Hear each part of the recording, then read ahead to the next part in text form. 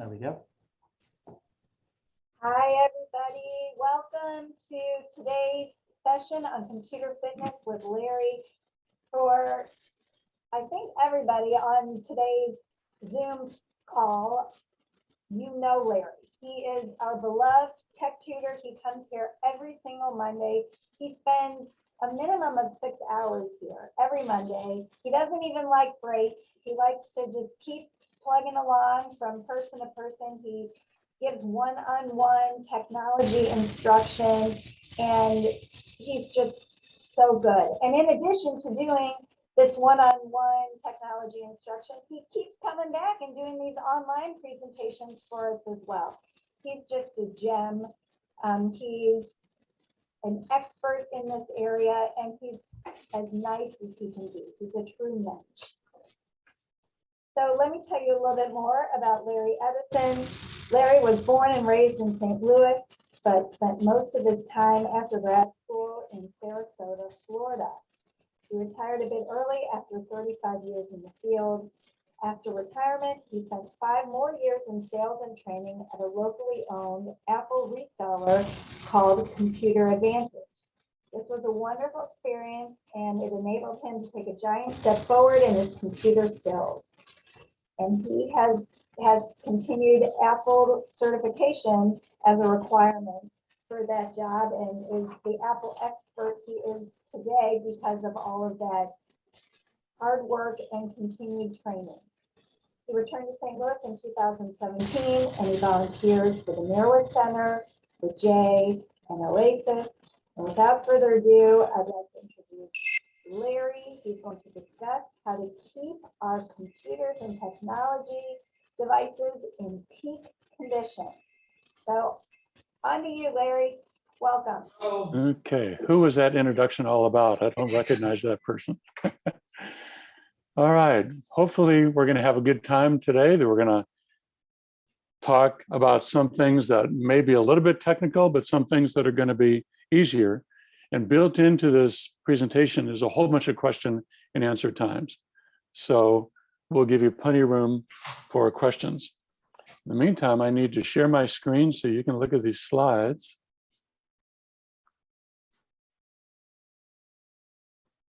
Okay.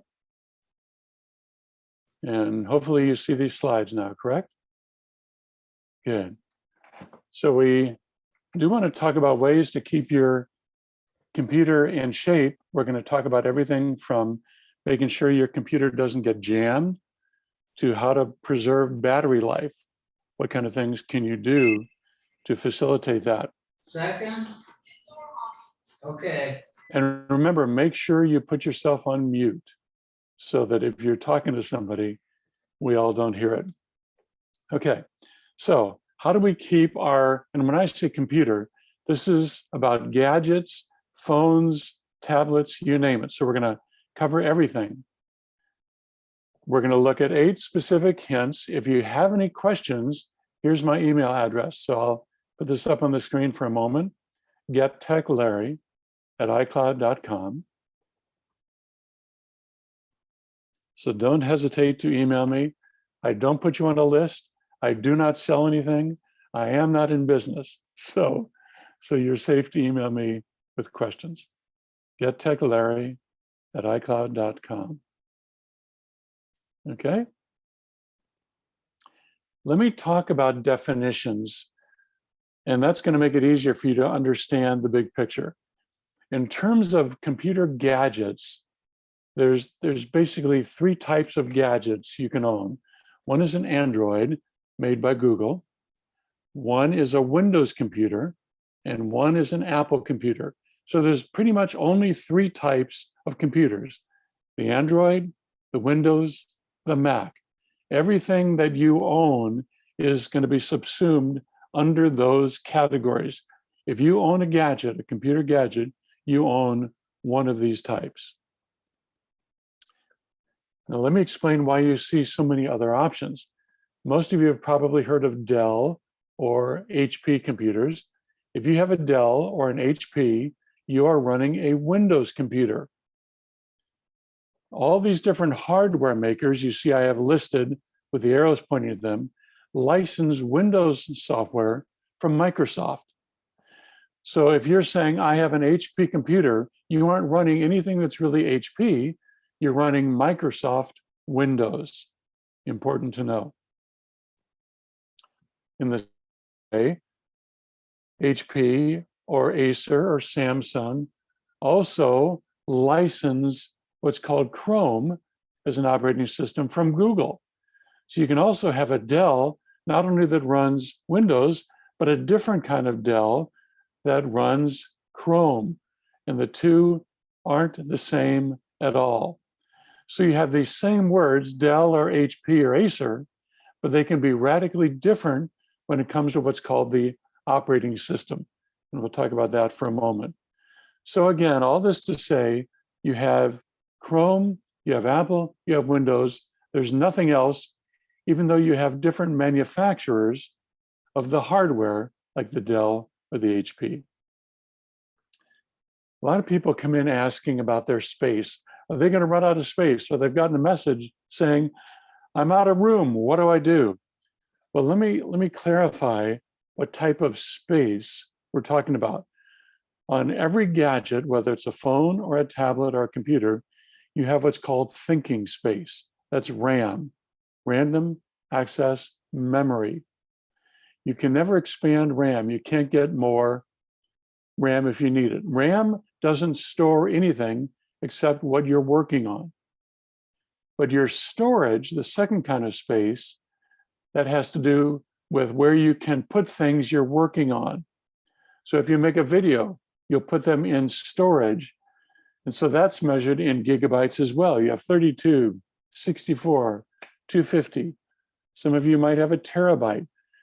But that's something that on some computers you can get more of. You can also get external storage. So two kinds of thinking space. I'm sorry, two kinds of spaces, thinking and storage. And there's a mess if you run out of room, big time. Whoops, I put myself on Do Not Disturb and that didn't work. Sorry. Okay, so you have to be really careful not to run out of storage. Otherwise, your poor computer gets all confused.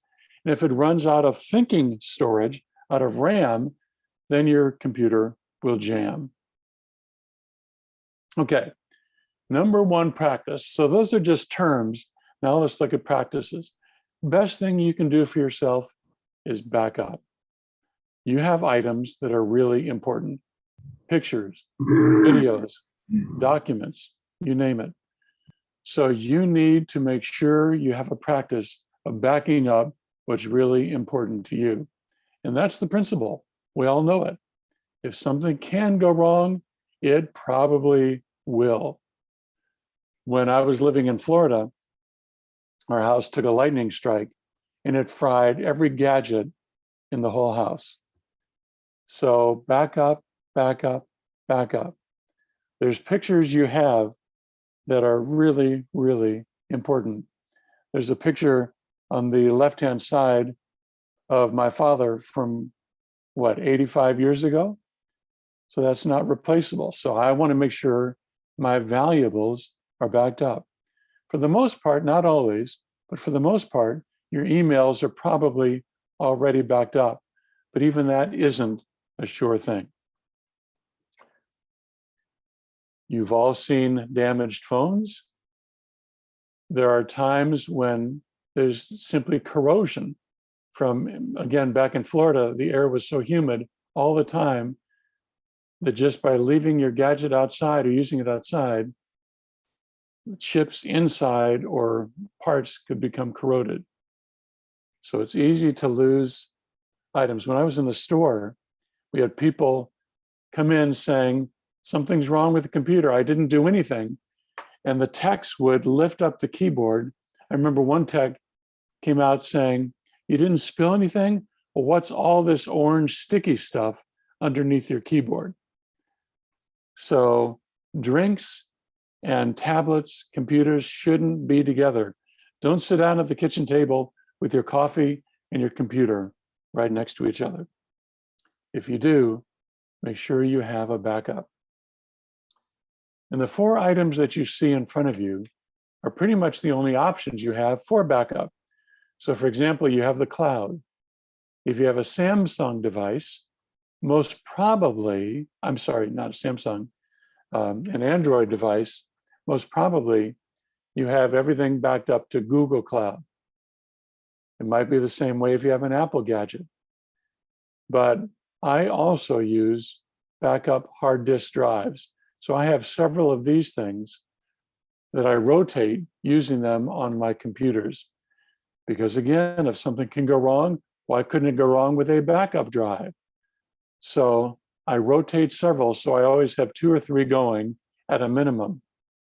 And then for my really, really important files, I use a flash drive like this and just copy the important files from the computer over to the backup.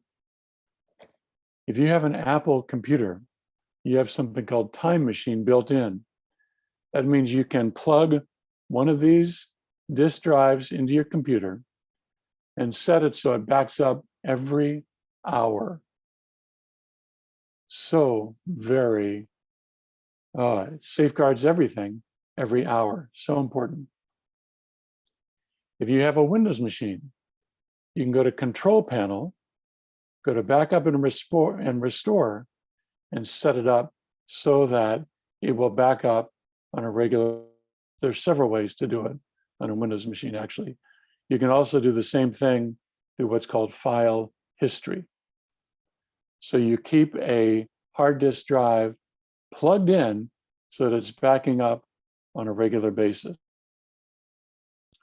On an iPhone, you can turn iCloud backup on. So you see in my settings, I have iCloud backup on, and it'll back up every day, or you can force it to back up by touching backup now. So you can manually back it up. And actually, there's several ways to do that. You can back it up to the cloud, or if you happen to have a computer, you can back up your iPhone to a computer. So for example, here on my Mac, I have Finder open. And in the sidebar on Finder, Larry's 11 shows up. That's my phone. So if on my Mac in Finder, I plug in my phone and click on it, then notice once I've clicked on my phone, it gives me the option to back up now onto my computer. So I'm not limited to my iCloud account. I can also back up my phone locally on whatever computer gadget, whatever Mac computer gadget that I have. If you have an Android, in your settings, you can make sure you're backing up to either Google Drive, or if you have a Samsung device, to Samsung's cloud. And this will continue in the background while you're doing your normal routines. It shouldn't slow you down or keep you from doing your working or playing. So I wanted you to see that no matter what gadget you have, there's a built-in way for you to back up all of your devices automatically or manually. Any questions so far about backing up? I won't ask how many of you are doing it, but boy, do I think this is important. I do have a question. Good. So I have about 4,000 contacts in my Outlook. And of course, something crashed in my Outlook a while back. And I had saved it in a CSV file. And then I couldn't export it back. But I think I'm coming to see you next Monday, and I'll bring my computer, and maybe that's easier. Okay. So we can resolve it. In Okay. case my specific question is specific to me Sure. and my There's- computer. If y'all didn't follow that, let me clarify 2 things that she's done. Number 1, she has a backup. But number 2, she went to file and export when it came to her contacts, and she exported all of her contacts into a very specific type of file. And that file can also be backed up. I do that regularly with my contact list so that you can back up two ways, your whole computer or that exported file. And then in theory, even though she's having problems with it, she can click File Import and import those contacts back in. So we'll talk about that specifically, but you see the mentality. Any piece of information can be exported and then copied to a disk drive. So she's got it on two different machines. Okay. I have a question. That's a great way to do it. Yes. Can backup be done as an incremental backup where it only backs up things that have changed since the last backup? The time machine that I mentioned on Apple devices is an incremental backup. It will look to see what's been backed up and then only back up what's new. On the Windows side, I think it's incremental, but I don't know that for sure. If you back up to if you do a manual backup, copying to a flash drive or an external drive, it is not incremental. Incremental That's what I was questioning. Thank you. Okay. Larry, I have a hard drive backup, but isn't it limited as to how much data it can hold? It sure is. I think over the last 20 years, if I look in my cabinet down below, I have 15, 20 hard disk drives. Some of them are huge because that's the way they were when they first came out. Some of them are real small. But yes, the good news is they're coming down in price. So you have two options. You can delete the older files and replace them with newer, or you can do as I do, buy another disk drive when it looks like it's getting full. How do we tell if it's getting full, or does it warn us?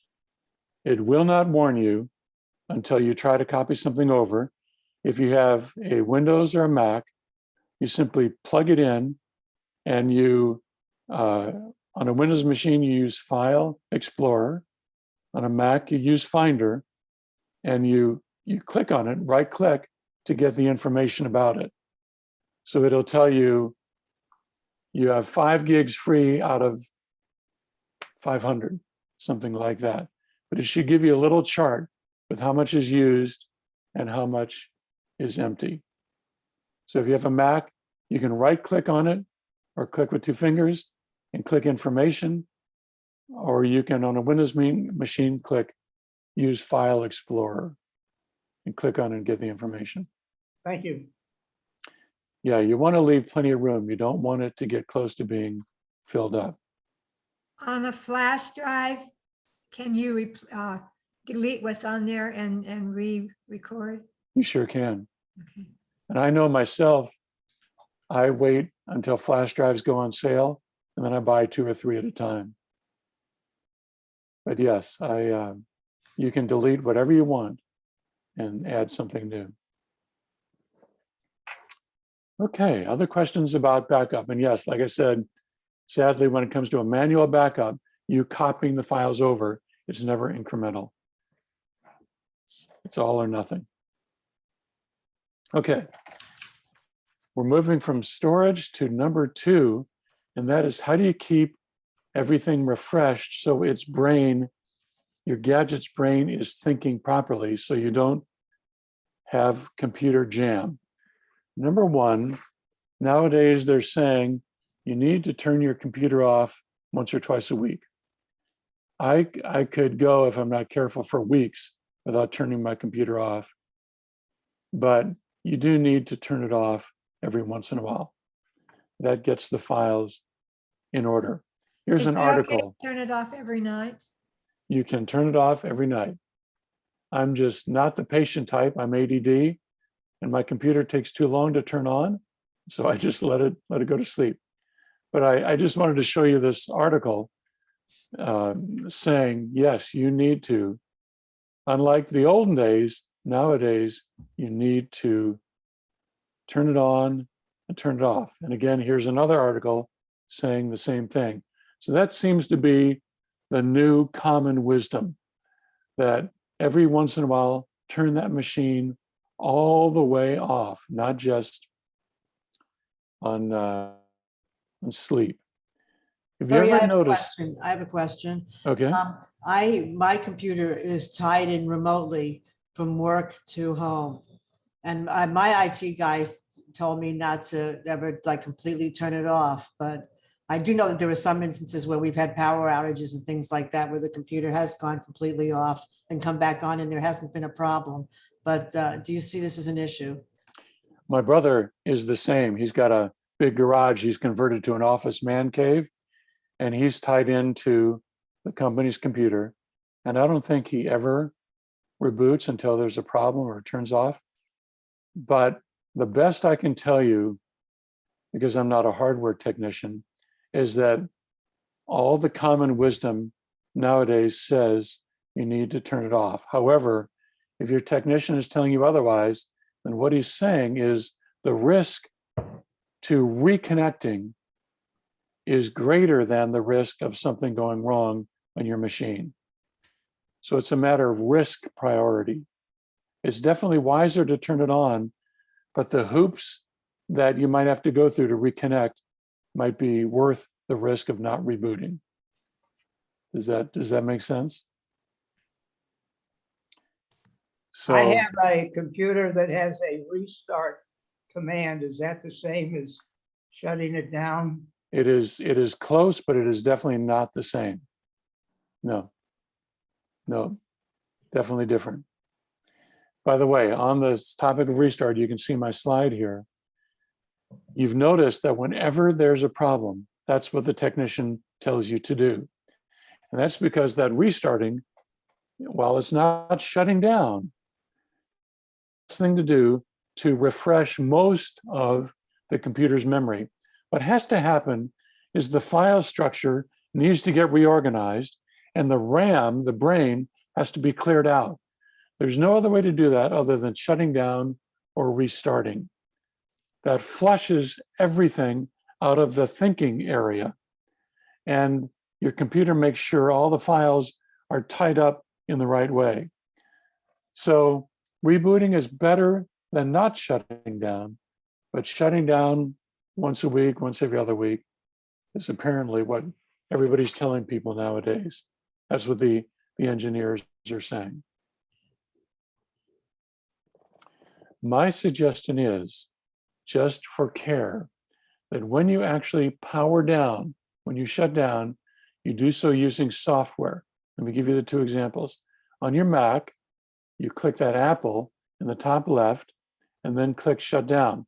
This, by the way, is what you were talking about a moment ago. You can restart.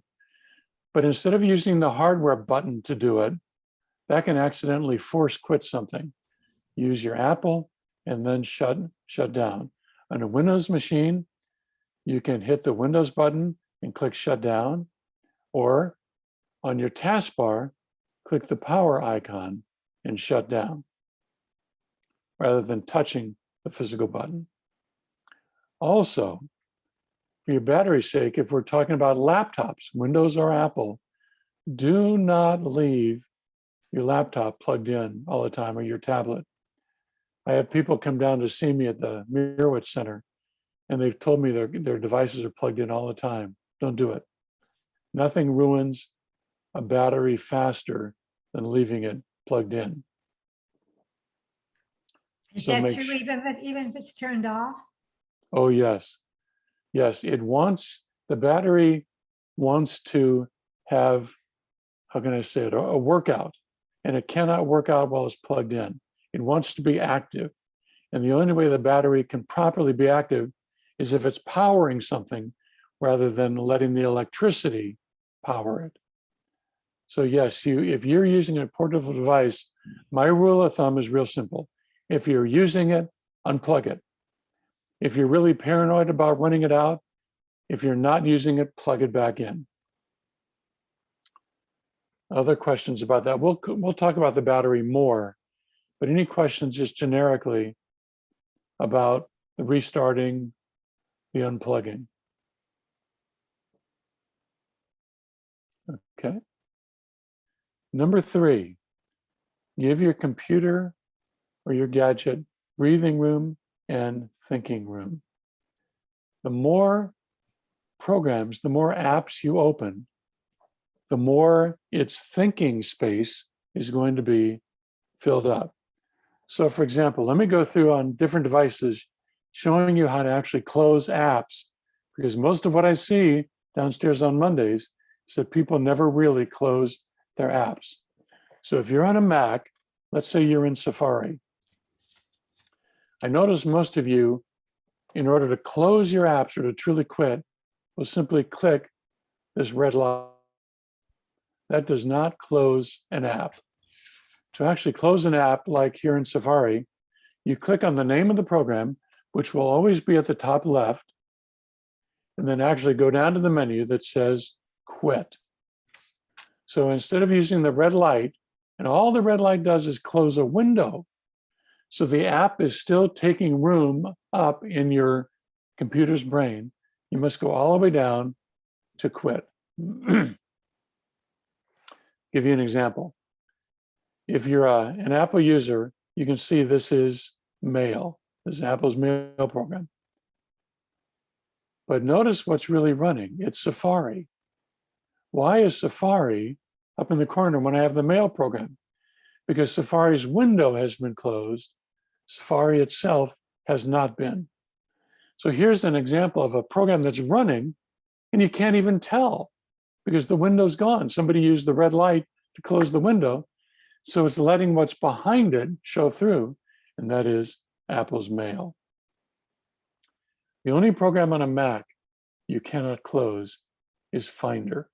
Never closes. Okay, here's an example of a Windows program or of a Mac.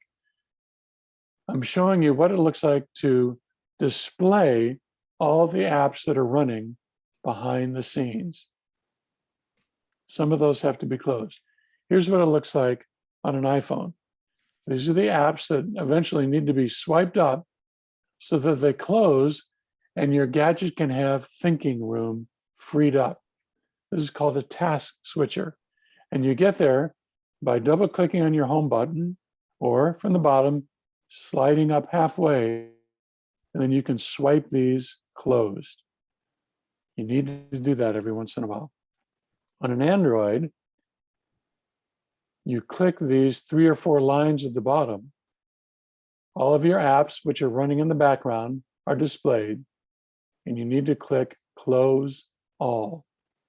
Again, when you finally close all, your gadget can finally have room to think. On a Windows machine, you can see at the bottom on this taskbar, these dots show you which programs, which apps are running. And you'll need to right click or click with 2 fingers on these running apps and choose quit or close. So on any device that you have, once you've opened something, you can open something else and open something else. It's wonderful. You can have all kinds of apps running in the background, but your computer's brain will be filled up unless you close them every once in a while. Just gives it thinking room and breathing room. How often? Totally up to you. I'm an obsessive kind of person, so I do it regularly, but once a day, the day, or whenever you notice there's problems with a program loading too slowly or misbehaving. When your gadget acts up, this is the first thing I do. I don't reboot. I do this to try to clear the problem away. Then if that doesn't work, then I'll reboot. Okay, a lot of information, real fast. Questions? Is it okay to keep more than one browser up at a time? When you say more than one browser, do you mean more than one tab in a browser or actually several browsers? Several browsers. Okay. Yes. If you, like, for example, if you use Windows Edge and you use Chrome, you can have them both run at the same time. They'll take a lot of storage, especially if you have a lot of tabs open. But I leave 4 or 5 programs or apps running all the time because I'm using them all. Like when I was building this slideshow in Keynote, I had Safari running because that's where I grabbed the pictures. So I always have my mail program and my texting program running. So yes, I run several programs at the same time, all the time. Should you keep your tabs to a minimum then? Yeah, I try never to have more than 4 or 5 tabs, depending on what I'm trying to study. But I looked at my wife's, one of her gadgets the other day, and she had 42 tabs open and couldn't figure out why things were slowing down. All of those tabs, I don't know how to describe it, but in essence, take up thinking room. So yeah, you want to close the tabs that you don't need to have open. Other questions? I'll show you Yes, what. Oops, I'm sorry. Go I ahead. was wondering if you know about the Ameren energy efficiency plug strip that allows you to plug in and it can turn all your stuff off with one button. So my question would be, let's say I had my computer plugged in and at midnight to give my computer a break, it turned its power off. How would it actually, I can understand that would be like pulling the plug on my computer. How does it actually go through a routine where it allows Okay. my computer to turn off itself? That's a good question. I'm not sure. Yeah, It's a you good never, question though. right. Even if it's programmed, you never want a function like that will functionally pull the plug. You really don't want to do that. That closes everything in a scattered manner. Closing it through the software that I described a while ago enables all the files to be closed and placed in the proper place. Pulling the plug is beyond the last resort. That's if nothing else works, because files can be damaged if you pull the plug. It's like those flash drives. If you pull a flash drive from a computer without properly ejecting it, it can damage all of those files on the flash drive. So yeah, I don't know how that Ameren would work. Sounds great if somehow it could actually turn the computer off in the right way. Other questions? Larry? Question. Yes. Can you, on my iPhone, I get a lot of apps and I slide them to, is that sufficient to get them out? Yes, for example, let me show you on this one. Well, I only have one app running, but if I wanted to get rid of this app, I would just slide it, slide it up to clear it out. Is that what you mean? Yeah. Now, what was the other way to clear all the apps you mentioned? On an iPhone, there isn't any. That is the way you do it. Okay. Yeah, so you double click home button or slide up halfway, and then all of these apps are movable. So you slide them up to the top to clear everything out. Thank you. Okay, other questions? All right, Larry, yes. is the slideshow going to be sent out to us? It's being recorded right now. So I think they're going to send you, how does that work, folks? Daniel? Yeah, so we'll, after the presentation. If you, go ahead, Susan.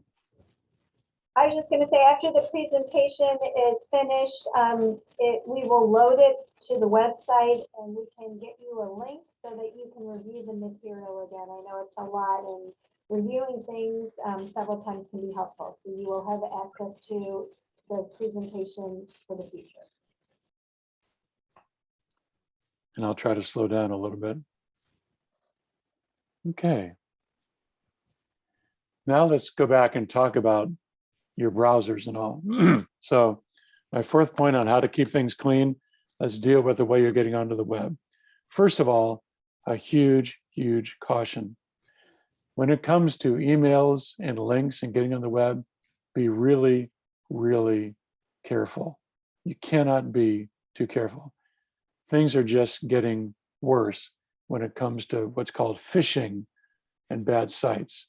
So let me tell you how I'm careful on the web. So I received this email, and I must have signed up for something, and you can see it says activate account. This is what you really need to be careful for. In my world, I would quadruple check to make sure this is really kosher. And normally I wouldn't do it. I would find another way. Here's an email I received from Google. It wants me to do all these things, complete my privacy check, complete my security check. In a million years, even though I know this is a good email, I would never click here. What I would do, and my practice, is go to the source. So instead of clicking on these links in the email, I would simply go to Google myself and sign in and go to settings. And in settings, I would be able to see what it wants me to do. So instead of clicking in the email, I go to Google myself, go to settings, and check all these different items that it wants me to check. Does that make sense? I'm not using the email link. I'm going there myself. Another example. I received this email from Southwest, and my wife is booking a Southwest flight. It wants me to log in from this email. Not in a million years would I do that. Instead, I would ignore the email, open my browser, and go to southwestairlines.com or whatever it is, and do whatever I needed to do from there. So you see how I'm going to the first-hand source. I'm not clicking the link, even though it might be good. I'm going instead to Southwest Airlines on the web. That way I know it's proper. I never click on an ad, ever. So does that mean I'm not getting sales? What if the ad says on sale for 3 hours only? Okay, don't click on the ad, go to the site. So if it's at Home Depot or Kohl's or wherever you shop, go to that site and see what's on sale. Does that make sense? I do not click on any ads. I've never been hacked. I've never had money stolen. I'm pretty consistent about this practice. Okay, so I realize that's almost obsessive, but I know many people who have been hacked. So the principle is go to the first-hand source. Don't click on an email if there's any other way around it. Questions?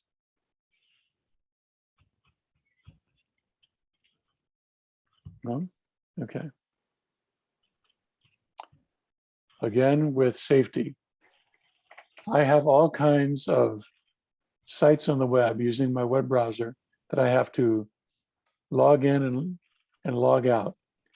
Many of you are not consistent, I would bet, with both logging in and logging out. I never used to log out. I used to just let things expire. But for safety, you need to log out so that you're not leaving your account open for hacking. So if you have to do something that requires you to log in, please make sure you're also logging out. I hope that makes sense. It's a simple practice. Find wherever that site is. If you can log in, there's somewhere where you can log out and close that connection so it's not wide open.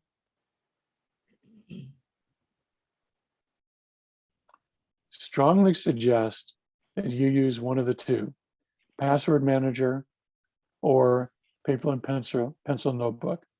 Let me tell you what my practice is. I have two younger brothers, one who is a IT person and one's just your normal everyday user. About every year, I give each of my brothers a piece of paper with all my passwords typed on it, and they file it away. That piece of paper does not have my name on it, does not have my email addresses, just passwords. And I want somebody to have a paper backup, even though I also use what's called a password manager. So Apple has a built-in password manager. So if Apple says, do you want me to store this password? I say yes, because I have a good password. But I also use a program called Keeper. There's plenty. There's LastPass, there's others. I use those just to store. Very important, because passwords need to be so complicated, you shouldn't be able to remember them. Back in the old days, I used passwords that were easy to remember. Nowadays, no way. I have financial accounts into which I log in. I don't want those to be passwords that I can easily remember. Because if I can easily remember them, somebody can hack them. These are examples of password managers. You notice Keychain right there is Apple's built-in password manager, but these others are fine as well. Questions about using passwords, logging in, logging out, using password managers? For Windows, do you have a suggestion for which one is the best? Even on my Windows machine, when Windows says, do you want me to save this password? I allow it to. But yes, I will use the same password manager I use on a Mac. I would have no problem using on my Windows machine. Keeper, LastPass, you name it. But also using the built-in password manager.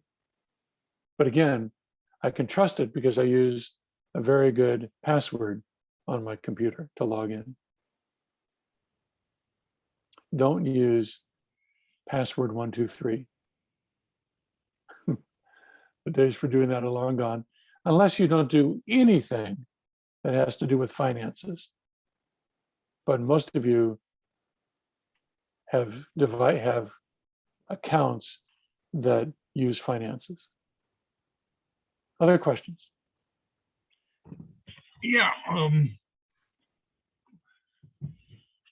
you have to have a password. Let me see. You have to use a pass. If you're using a service, how do you know which password to use? Well, let me tell you how I work. Assuming you have read The Lord of the Rings, you know there's one ring to rule them all. Well, I have the same thing. There's one password to rule them all. So I have a master password that gets me into my password manager, for example, that I have written down in strategic places, and I have it on my computer in a special code. But I use in theory, I use a different password for every account that I have. That way, if somebody guesses or hacks into one account, that doesn't give them access to anything else. So you can also see why I need a password manager. I have 15, 18 accounts into which I log in, and I have a different password for all of them. So I need a password manager. So my suggestion is, how do you remember all of your passwords? Make them so difficult and so varied you can't. But for a password manager, the one password that rules them all, have it written down somewhere and stored.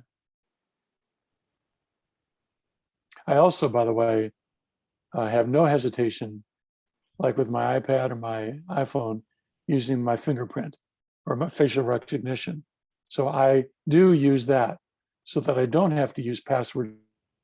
To me, that's very safe. So facial recognition, my son has a Windows computer that takes his fingerprint. To me, that's fine. But you still have to have that password in the background saved somewhere if something goes wrong. Like when I turn my iPhone or iPad completely off, when I shut it off and reboot it, it does not allow for fingerprint or facial recognition. It wants that passcode. So I need to be able to have access to it. I have Other a questions? question. Sometimes I'm asked by a website if I want to log in, like with a Google authenticator. Is that the same thing? Well, impressive you're being asked. I have, this is where my knowledge stops. Authenticator is going to be the next big thing. And I have downloaded and experimented with authenticators. And to me, they're easier to use, they're safer to use than anything else, but I found it very complicated. Let me tell you what an authenticator is. There's something called two-factor authentication. More and more sites are requiring it. And that means when you log into a site, it's going to ask you for a second means of identification. For the last couple of years, that second means has been generally your phone, your text. They'll send you a text message and you have to type in that special code. So you put in your email address, you put in your passcode, they send you a text message, and that text message you have to use to log in. So it's 2 steps. An authenticator is an app that allows you to do that second step through Google or through Microsoft, you name it. Like I said, I find it difficult to use. The security is wonderful, but I have found them burdensome. And so while I use 2-step verification, I generally say just either email me or ask me a security question. And I try to make the security question different for each account. Daniel, Susan, any comments about one of the authenticators that are around nowadays? I don't really have any experience with those. Okay. Yeah, it's nice for security, but in my case, I simply said, I don't want to use an authenticator, just send me a text. So I still use my phone as that security, or my phone or my iPad, any gadget you want, really. There's some devices, like when I log into iCloud on a different computer, it sends a message to my phone saying, I noticed a login in Fayetteville, Arkansas. Is that really you? I have to say, yes, that's me. And then I can get in. So my phone is my trusted device. It's my authenticator. Does that make sense? Yes, I'm just wondering with Google, there's been so much press about how they really use your information for business purposes. Would I that tried it. would that extend also to their authenticator? Why are they doing something for free? Because somehow they can get paid to do it. So there's something about using those authenticators. Number one, that makes sense because they don't want to be hacked. They don't want their own email accounts hacked. So they're trying to protect you. But number two, they've got to be getting paid for doing something somewhere. So Right. yeah, I'm very careful. A question for you, Larry. All right, Regions Bank has the two systems where they send you the email to, or they can have the questions. But how do you set up with other companies? It should be worst case scenario, you have to call them. But once you log in and go to their app, like Bank of America or wherever, every place you log in should have that app's settings. And in that settings area, or preferences, it could be called. So in the settings or preferences, you should be able to turn on 2-factor or 2-step authentication. That's very important. When it comes to anything that has to do with finances, you should be activating 2-factor authentication. It might be abbreviated 2FA. So it's a pain to wait and get a text message, but it's important. Yes, I saw another question. We have an account with a broker that uses a voice recognition thing. They ask us to state a sentence, and that way they recognize our voice as probably Interesting. secondary authentication. That's fascinating. That sounds great. In my case, I've had 2 surgeries on my vocal cords, and my voice doesn't sound anything like it did 3 years ago. So I wonder if I'd be locked out, but I'm sure you can call them to deal with that. But Call yeah, that a that's hack. so yeah, anything that gives you that second step, I'm all for it. Except those authenticators are really hard to figure out, but it's going to eventually get there. Other questions? Okay. Daniel, there's a question in the chat. I can't see it, but has it been answered? Or something? It's about the asking if you turn the computer off. Okay, so we've covered it. With the updates that are like going to take place regularly. So that was back Okay. when we were talking about that it's a good idea to shut down the computer like once a week or so. Right. Okay, good. Larry, Okay. what's the best way to improve the audio quality in your computer? If you have a built-in speaker that doesn't have good quality, there is only one way, and that is to buy speakers, a speaker. And just like I have this plugged in the back of my computer, plug that speaker into the back of your computer. You can always get Bluetooth. That's another option.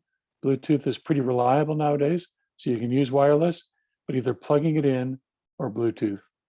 That will improve big time. Okay, let's see, where am I?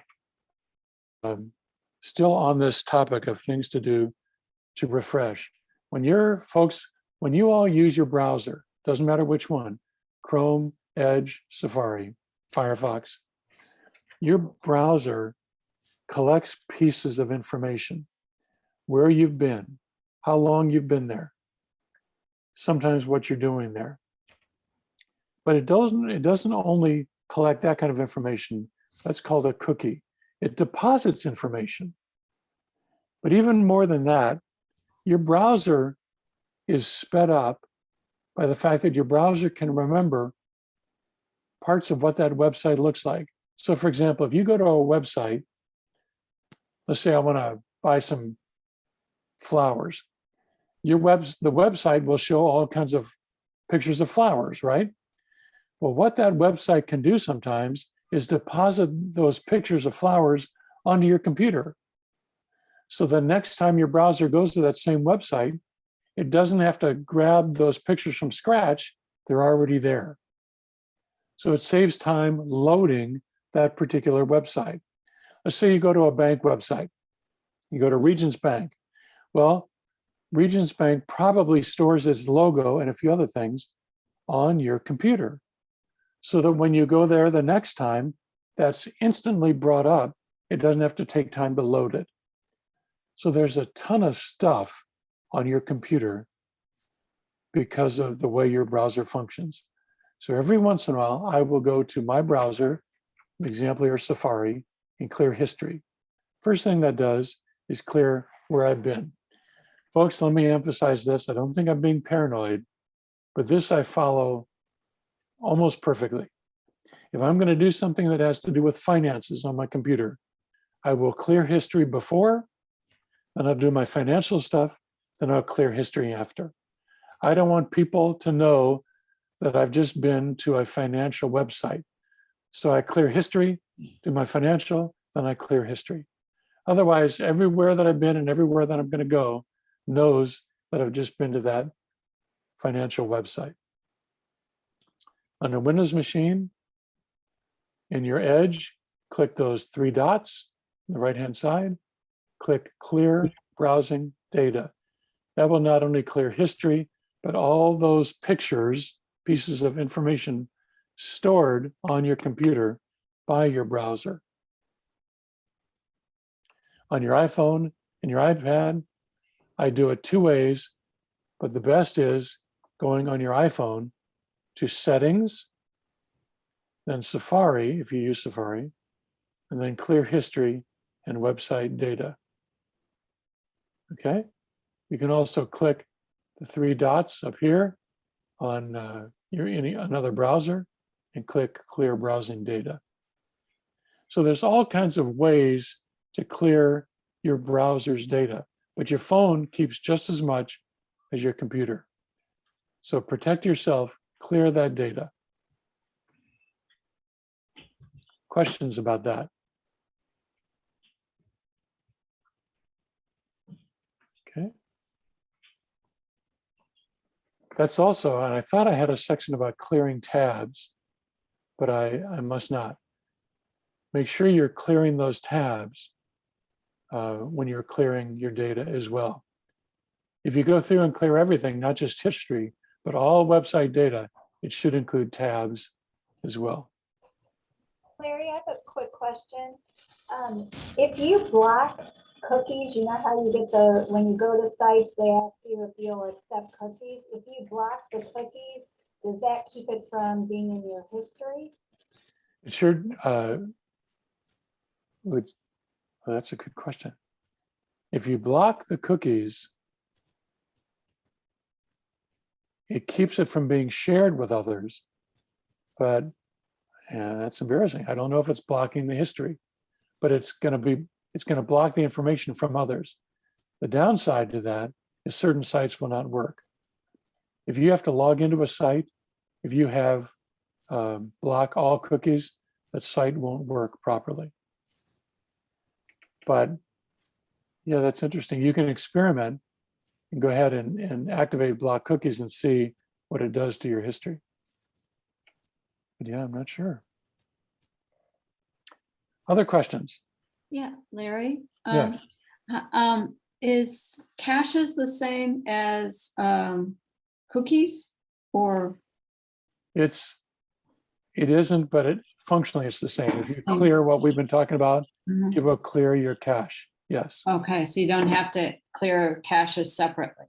You shouldn't. The cache is, remember I told you that each site leaves its pictures or its logo? That's Oh, the that's- cache. Oh, okay. Pretty much. It's information from where you've been, so it'll load faster. Okay. And a cache happens in not only on the website, I mean on browsers, but in your computer too, just Mhm. doing its normal everyday stuff. So other programs will keep a cache of what it's been doing, not even on the web, to make it faster. Okay. And And actually, also, when you close down a computer or reboot it, that clears the computer's cache. oh, So that's one of the reasons it's important to do that. Sorry, go ahead. oh no, oh, okay, I've got one. And so then clearing the history before and after financial stuff is, do you also do that for medical stuff? Because now we have to like check-in and all that stuff, and yeah, that's sort of best- financial. Even though it's not been proven, Yeah. and even though it's a big debate, the question is, do I do those kind of things on the web or on an app? I tend, like with yesterday, I went to the doctor, I had to e-check-in, you name it. I try as hard as I can to always do that on an app, on my phone or my tablet, so that I'm not doing it on the web where there might be a wider audience. But when I do it on the web, you bet I clear everything before and after, not just history, but website data. Okay. You bet. So let me, on an iPad, on an iPhone, let me show you something. I'm Sure. going to go to a website, and you see up here, I can open the sidebar, and I can touch history, and I can clear history, which you see I've already done. However, I can also go to settings, scroll down to Safari, and see where it says clear history and website data. That does more than just clear history. It clears all that data as well.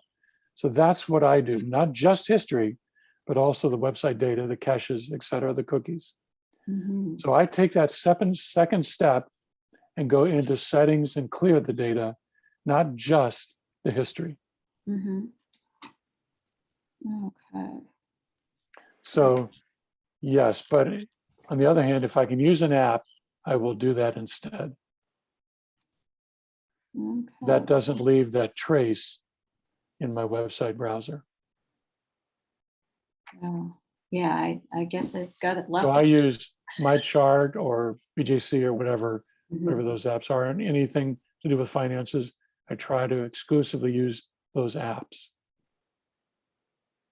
Okay, thank you. By using the apps, do you mean that you use your phone instead of your laptop? Yes, phone or iPad. I generally use my iPad more just because it's more easily readable, but my wife uses her phone for all of that. Yes.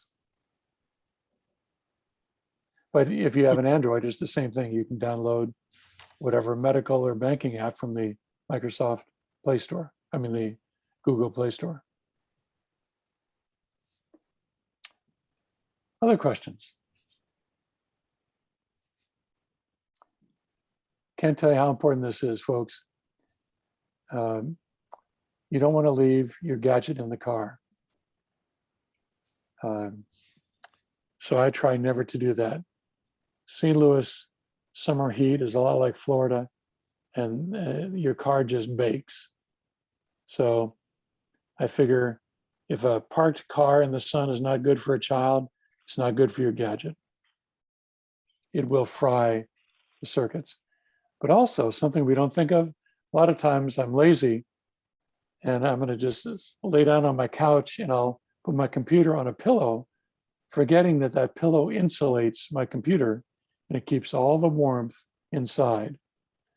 So you have to really, really be careful where you're laying your gadget down. If it's a computer, especially if it has a fan on the bottom, you don't want to insulate it. Or if you're using, as you see the picture, your iPhone or your phone as a GPS, be careful about leaving it on the dashboard. I've used my phone in that way. I use it regularly, but on a long trip, and I've had my phone turn off because it overheated.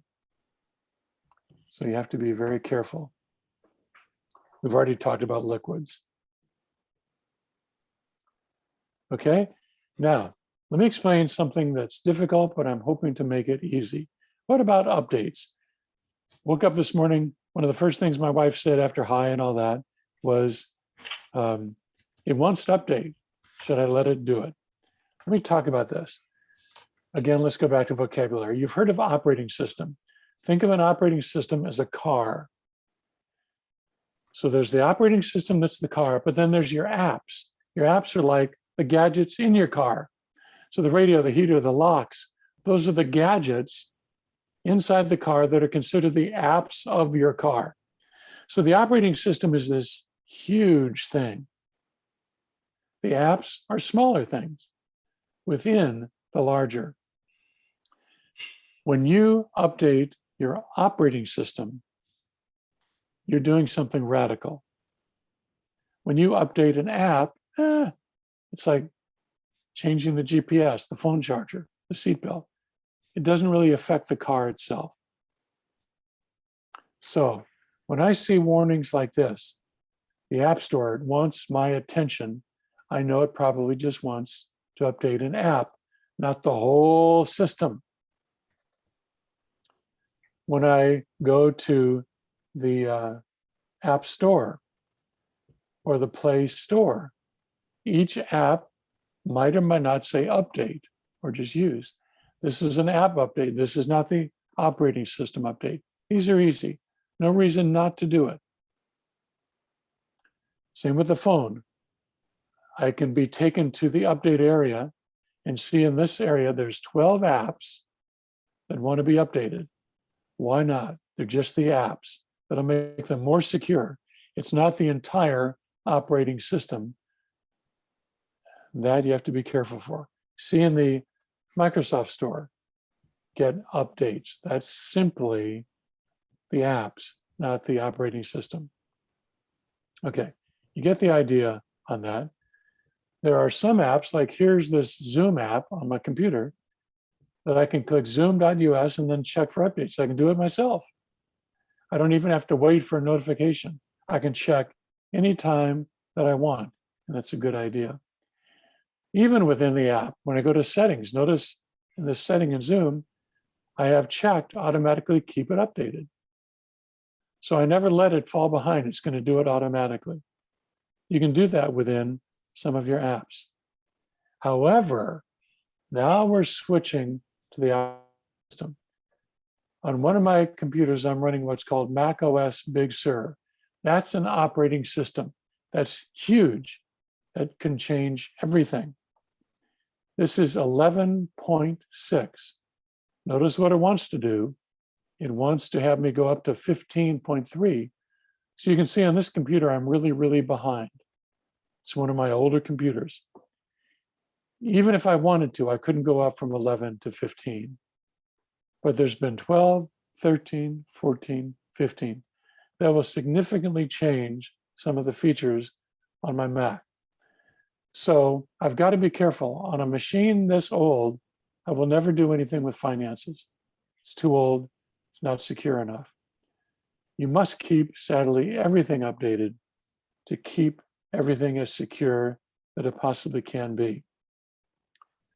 So on your computer, you can, on your Mac, I should say, you can go to Settings, General, About, and see what operating system you're up to. But this is the operating system, the car, not simply an app. Okay. On your Windows, you go to Settings and just regularly check for updates. Be sure you do that. You need to keep your computer updated. I do this at a minimum once a week. There's something that they jokingly call Update Tuesday, because Microsoft seems to update something every Tuesday. So there are times when you click Update that it also wants you to reboot. So you have to be careful to download and install, and then sometimes watch for the word reboot or restart. Okay. The way you check for your operating system is going to Windows setting. You can see mine is Windows 11 Home. Some of you have Windows 10. Some of you have Windows 8. Somebody brought in a Windows 8 machine the other day. You just have to be careful and kind of keep up. Sadly, I think on Windows machines, it costs something to update. On Apple, it's free. But you don't want to fall too far behind. Okay. Questions? Yeah, so on my old laptop, that's from 2014, I shouldn't be doing any financial on it. If what operating system are you running? I guess it's Big Sur. Well, right, You're on a I Mac. guess so. Okay. Right now. If Which one is it? if you click on, if you're on a Mac, click on the Apple at the top left. Yeah, it's Big Sur. Okay, what number is that? 11.6.7. And that's actually on my computer, it's 2 behind, 2 or 3 behind. And that's what I'm running, but they're still maintaining, what do you call it? Incremental updates. Yeah. So you're fine. Okay. It's when they stop the incremental updates that there's a problem. Then I have to get a new Operating system. And if it won't let you, then that's the new computer time. Right. Oh, okay. I'll be talking to you about that. Yeah. Each operating system, not the apps generally, but each operating system takes more RAM and more room. Right. Okay.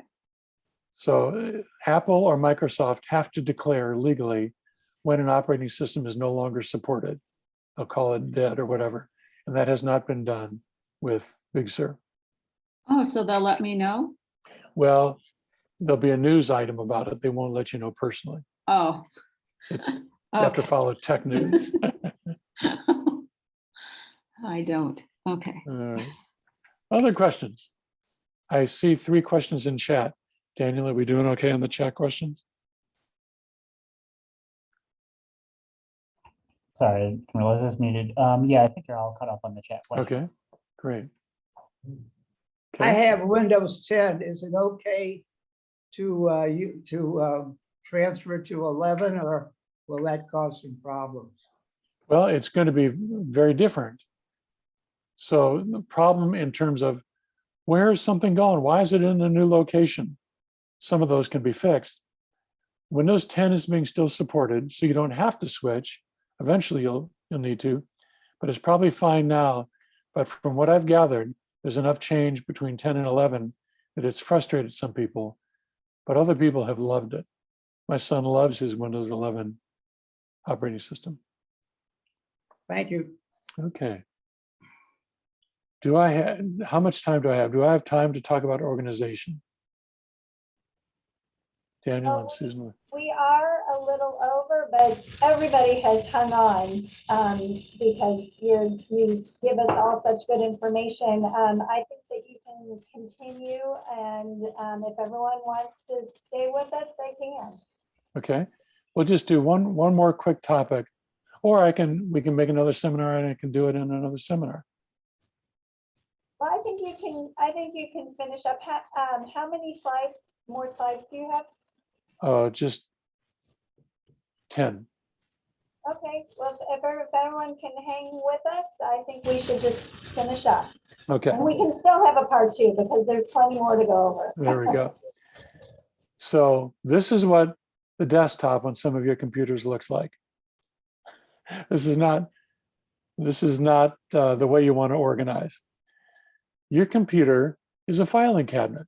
And some of you don't realize that, but your computer has the ability to be organized just like a filing cabinet. Now, the moment I say that, some of you might have a filing cabinet with paper strewn all over it, but you can actually be really, really organized on your computer.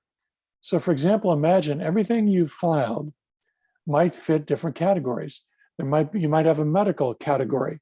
You get emails or pieces of information from your medical providers, from your financial providers, family, friends, documents. I have a living will. I have all those kind of things. I try to file them in folders that make sense to me so that number one, I can file them easily. And number two, when I turn on my computer, it doesn't look like it's all scatterbrained. Here's an example. If you use an email program, here's an example of the way my folders are organized.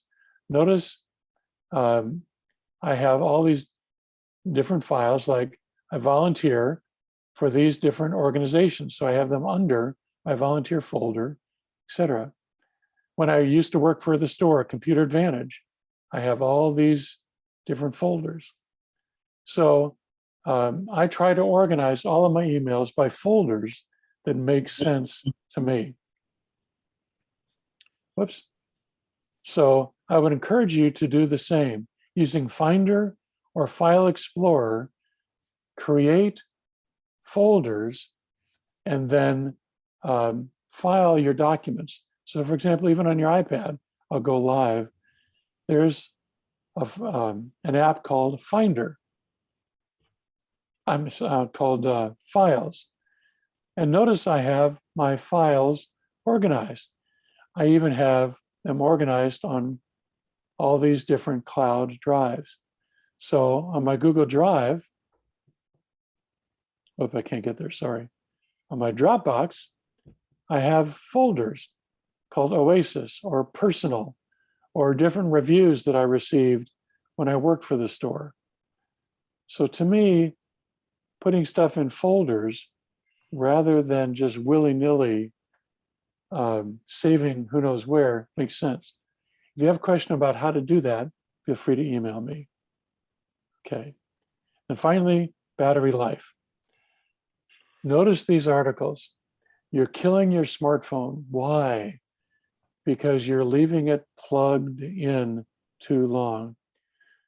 I wanted to show you these articles to show you it's not just me, but notice these articles teaching Apple has a built-in feature that makes sure you don't overcharge it. The same with all your other gadgets. On my Apple devices, I have that built-in feature turned on.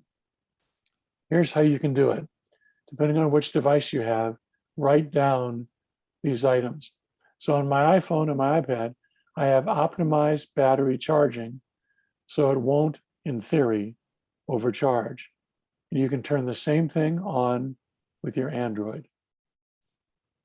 So settings, battery, and then getting to adaptive charging or optimized battery charging.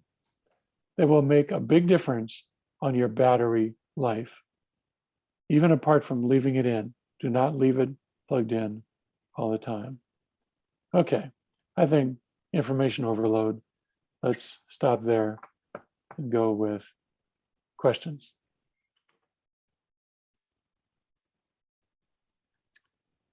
That was fast and furious, folks. Sorry. Any questions?